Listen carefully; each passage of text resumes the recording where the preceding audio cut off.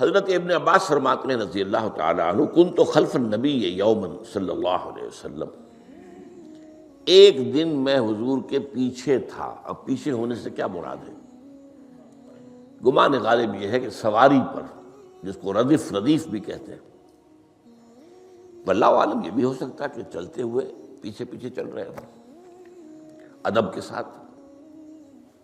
چچا زاد بھائی ہیں لیکن عمر میں تو بہت چھوٹے ہیں، نوجوان ہیں۔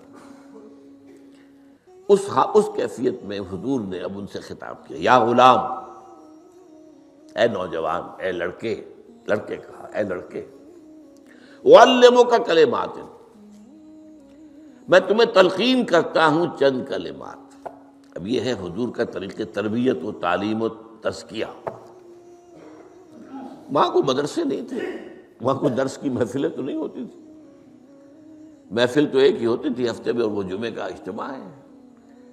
باقی حضور کی صحبت ہے، فجر کی نماز کے بعد بھی آپ بیٹھے ہیں، صحابہ بھی بیٹھ گئے ہیں، کچھ گفتگو ہو رہی ہے، اسی میں تربیت، اسی میں تعلیم، اسی میں تزکیہ۔ وہ علیحدہ ذکر کے حلقے جو ہے وہ ضربے مارنے کے لیے یہ تو نہیں تھے، یہ تو بات کی ایجاد ہے، میں تو سب مانتے ہیں کہ یہ بات کی ایجاد ہے، یہ مصنوع چیزیں نہیں ہیں۔ بہرحال حضور نے اے لڑکے یا اے بیٹے، جو بھی آپ اس کا ترجمہ کریں، میں تمہیں چند باتیں سکھاتا ہوں۔ مطلب کیا ہے؟ وَعَلِّمُكَ كَلِمَاتٍ، توجہ سے سنو، غور سے سنو، حفظ جان بنا لو۔ احفظ اللہ یحفظک، پہلا کلمہ، اللہ کی حفاظت کرو وہ تمہاری حفاظت کرے گا۔ اب اس سے مراد کیا ہے؟ عام طور پر سمجھا گیا ہے کہ اللہ کے احکام کی حفاظت کرو، کوئی حکم ٹوٹنے نہ پائے، وہ تمہاری حفاظت کرے گا۔ اور ایک مفہوم یہ بھی ہو سکتا ہے، اللہ کو اپنے دل میں محفوظ رکھو، اس کی یاد سے اس دل کو، اس خانہ قلب کو خالی نہ ہونے دو، مستحضر رکھو اللہ کو اپنے دل میں، تو اللہ تمہاری حفاظت کرے گا، اللہ تمہیں یاد رکھے گا۔ اور حدیث قدسی میں یہ الفاظ آئے، میرا بندہ جب مجھے اپنے دل میں یاد کرتا ہے، میں بھی اسے اپنے دل میں یاد کرتا ہوں۔ جب میرا بندہ کسی محفل میں میرا ذکر کرتا ہے، میں اس سے کہیں بہتر محفل میں اس کا ذکر کرتا ہوں۔ اللہ کی محفل تو ملائے اعلیٰ کی ہے، ملائکہ مقربین کی ہے۔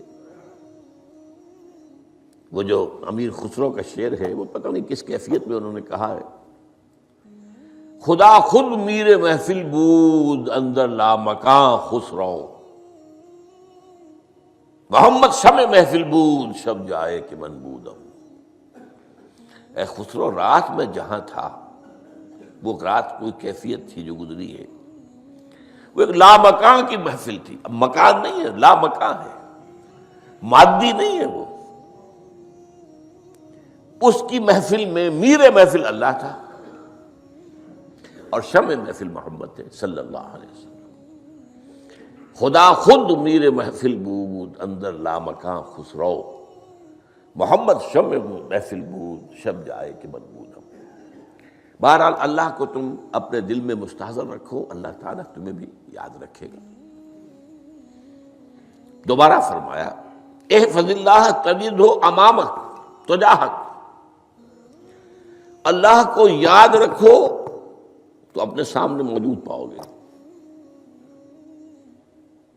جب چاہو دعا کرو۔ وہ جو واقعہ ہے کہ دل میں ہے،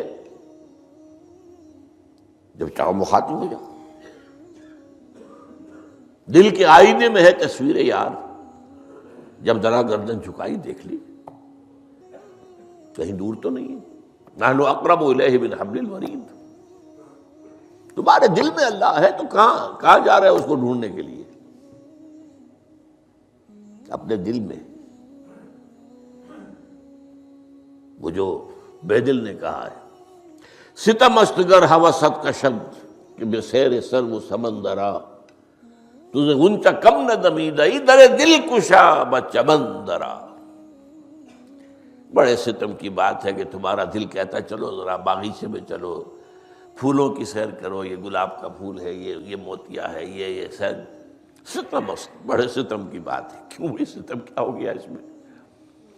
ستم است گر ہوست کشد، تمہاری خواہش تمہیں کھینچتی ہے کہ بے سیر سر و سمندرا، سر و سمن، ذرا ان کی سیر کرنے کے لیے آؤ، تجھے غنچہ کم نظر، تو خود ایک غنچہ ہے، تو خود ایک پھول ہے، اللہ کا بنایا ہوا اشرف المخلوقات۔ وہ اشرف المخلوقات سے بڑا کوئی پھول ہو سکتا ہے؟ تجھے غنچہ کم نہ دمیدہ، در دل کشا، اپنے دل کا دروازہ کھولو، بچمن درا، اس کے اندر جو چمن آباد ہے وہ کیا ہے؟ روح ہے۔ دل مسکن ہے قلب، قلب مسکن ہے روح کا۔ تو احفظ اللہ تجد ہو امامک، یا تجاہک، اپنے سامنے موجود پاؤ گے۔ اذا سالت فاسأل اللہ، اب آ گیا وہ مرکزی مضمون۔ دیکھو جب مانگو اللہ سے مانگو، غیر اللہ کے سامنے ہاتھ دراز کرو ہی مت۔ ایک حدیث میں آتا، یعنی حرام نہیں ہے، دنیاوی قواعد، اصول، قوانین کے تحت کسی سے مدد چاہنا، کوئی سوال کرنا حرام نہیں ہے۔ وہ تو میں نے کہا کہ اس پر اصرار آپ کریں گے تو اس میں بو پیدا ہو جائے گی، بدبو پیدا ہو جائے گی شرک کی، لیکن آپ سوال کریں، مدد لیں، اسی پر دنیا قائم ہے، ایک دوسرے کے ساتھ تعاون کے ساتھ۔ لیکن اونچا مقام کیا ہے؟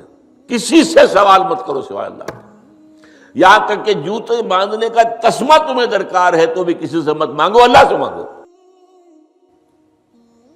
کیا پتہ اللہ کس کے دل میں ڈال دے اور وہ آ کے تمہیں تسمہ پیش کر دے، ہوتا ہے ایسا، بسا اوقات ہوتا ہے۔